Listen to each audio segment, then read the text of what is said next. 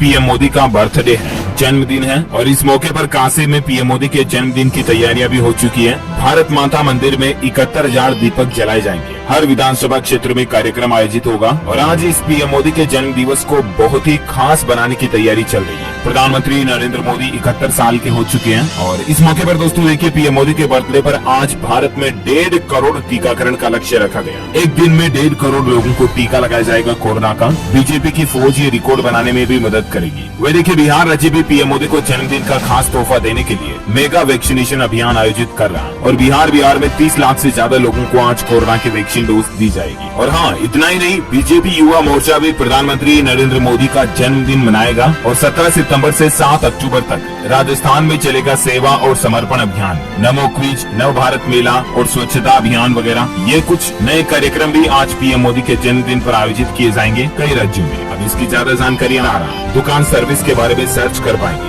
जहाँ WhatsApp business में बहुत जल्द अब आपको ये फीचर मिलेगा कि आप किसी भी दुकान और सर्विस के बारे में व्हाट्सएप में ही सर्च कर पाएंगे। फिलहाल इस फीचर की कंपनी टेस्टिंग कर रही है और ये फीचर कुछ यूं होगा जैसे जस्ट डायल के ऊपर आपको मिलता है बिजनेस कंपनीज वगैरह की डिटेल्स। गूगल मैप के ऊपर भी आप किसी भी लोकेशन की डिटेल देख सकते हो। ठीक वैसे किसी भी बिजनेस, काम धंधे, दुकान, कंपनी के बारे में आप व्हाट्सएप बिजनेस पर सर्च भी कर पाएंगे, लिस्ट देख पाएंगे, है ना। अच्छा, अब आज बैठक होने जा रही है और ऐसे में काफी दिनों से ये भी चर्चा चल रही कि पेट्रोल और डीजल को भी सरकार जीएसटी के दायरे में ला सकती है। आज की बैठक में ऐसा भी कोई निर्णय हो सकता है। पेट्रोल डीजल भी आ सकता है और इसके अलावा सीएनजी, पीएनजी, एलपीजी वगैरह, ये पेट्रोलियम पदार्थ, गैसें वगैरह भी जीएसटी में आ सकती है। और ऐसे में अगर वाकई में पेट्रोल दायरे में लाने का फैसला अगर आज कर लेती है ना, तो अचानक से पेट्रोल डीजल की कीमतों में 28 रुपए तक दाम गिर जाएंगे। 84 रुपए प्रति लीटर पेट्रोल की नई कीमत पहुंच जाएगी। समझ रहे हो ना, बस केवल जीएसटी के अंदर लेने मात्र से। फिर चाहे इस पर 28% जीएसटी टैक्स भी लगाए ना, तब भी पेट्रोल की कीमत अभी के मुकाबले काफी सस्ती हो जाएगी। लेट से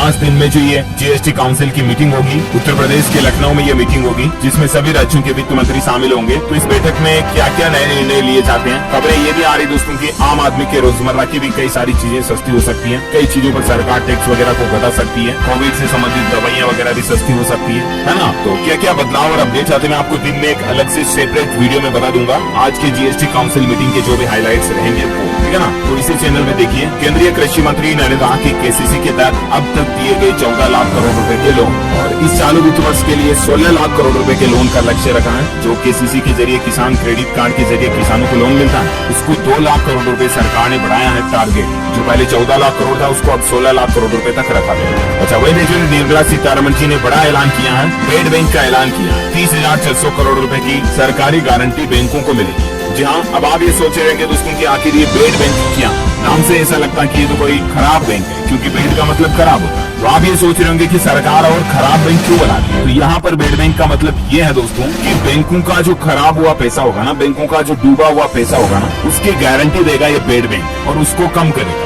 देख सकते हैं, निर्मला सीतारमण ने कल ही बड़ी घोषणा की है। बेड बैंक और डेट मैनेजमेंट कंपनी का ऐलान हो चुका है और देश में एक नया सिस्टम बनने जा रहा है जिससे कि देश के सभी बैंकिंग सेक्टर को बड़ा बूस्टअप मिलेगा। बैंकिंग सेक्टर और भी ज्यादा मजबूत होगा इससे। सरकार ने बेड बैंक बनाने का ऐलान करने के साथ ही 30,600 करोड़ रुपए की गारंटी भी दी है। अब मैं आपको आसान भाषा में समझाना चाहूंगा कि आखिर ये बेड बैंक क्या होता है। तो बेड बैंक का मतलब यूं समझिए दोस्तों कि जो आप, हम, कई दूसरे लोग बैंकों से लोन लेते हैं, अलग अलग तरह के loan, home loan, car loan, business loan. तो ऐसे में सभी के सभी लोग बैंकों का पूरा लोन नहीं चुकाते और बैंकों के कई लोन अभी भी पेंडिंग में चल रहे हैं और उनको कहा जाता है एनपीए, यानी कि नॉन परफॉर्मिंग एसेट्स। बैंकों की ऐसी संपत्ति जो डूबत में जाने वाली है। अगर कोई दोस्तों बैंक से लोन लिया हुआ लोग बाग शख्स जो है वो 180 दिन तक अगर अपनी बैंक की लोन की किस्त जमा नहीं कराता है, यानी कि 6 महीने तक, तो बैंक उसके लोन को एनपीए की कैटेगरी में डाल सकते हैं, ठीक है ना। ऐसी सिचुएशन में क्या होता है कि बैंकों का एनपीए जितना ज्यादा बढ़ता जाता है, बैंकों की बैलेंस शीट उतनी ही खराब होती जाती है और उन बैंकों का गुड एसेट जो है वो कम होने लगता है और बेड एसेट बढ़ने लगता है। और ये बेड बैंक वही काम करेगा कि इस तरह के जो डूबे हुए बैंकों के लोन है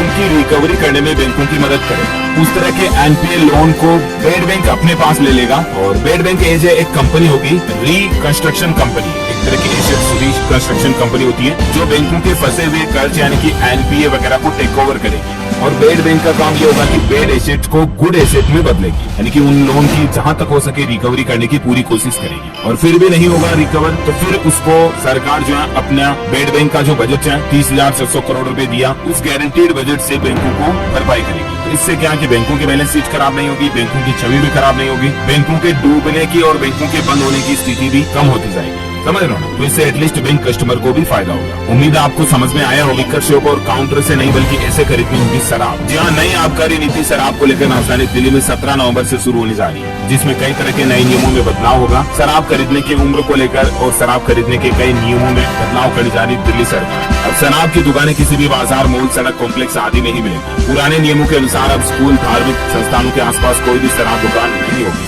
अभी तक दिल्ली में कई ऐसे वार्ड है जहाँ एक भी दुकान नहीं है, कई ऐसे हैं जहाँ 10-15 दुकानें, तो सभी को बराबर जोन में बांट करके बैलेंस किया जाएगा। अब दुकान पर काउंटर से शराब नहीं खरीदनी होगी और अब मॉल की तरह वॉक इन दुकान होगी। ऐसे में आपको सुपरमार्केट की तरह दुकान पर जाना होगा और पसंद की शराब लेनी होगी और बिल चुकाना होगा। अब हर ग्राहक को दुकान में एंट्री दी जाएगी और वहाँ जाकर खुद ही शराब ले सकेंगे। सभी दुकानों में कांच के दरवाजे लगाए जाएंगे। साथ ही ग्राहक किसी भी दुकान के बाहर या फुटपाथ पर भीड़ जमा नहीं कर सकते हैं। शराब की सभी दुकानों में एसी लगवाना अनिवार्य होगा। सीसीटीवी कैमरे लगवाना भी अनिवार्य होगा। ग्राहकों की सुरक्षा करना, हर दुकानदार को इस बात का खास ध्यान रखना होगा। दुकान का एरिया कम से कम 500 स्क्वायर फीट होना चाहिए। तो ये कुछ नई शराब की आबकारी नीति के तहत राजधानी दिल्ली में नए नियम लागू होने जा रहे हैं, है ना। वही देखिए, केरल उच्च को लेकर एक कल ही बड़ा बयान दिया कि शराब खरीदने वालों से पशुओं जैसा व्यवहार नहीं हो। कई लोगों को शराब खरीदने दुकान पर जाते समय शर्मिंदगी महसूस होती है क्योंकि उनके साथ गलत व्यवहार किया जाता है ना। तो अब कोई भी शराब ठेका वाला दुकानदार शराबियों के साथ ऐसा व्यवहार नहीं कर पाएगा क्योंकि वो भी एक इंसान है। अच्छा, अब दौरा टल चुका है। कुछ कोविड-19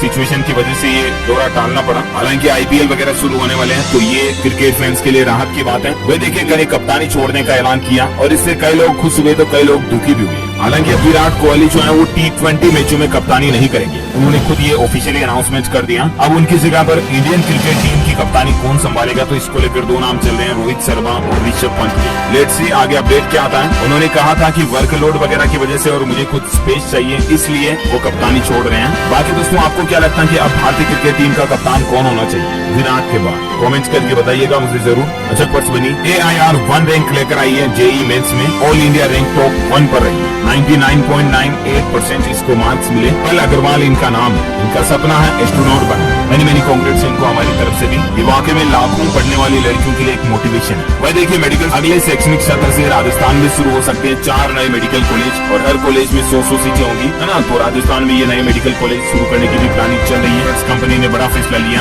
सोलर पावर वगैरह का इस्तेमाल करेगी। अब ये रूफ टॉप सोलर प्रोजेक्ट लगाने का प्लान टाटा पावर ने बनाया। अच्छा।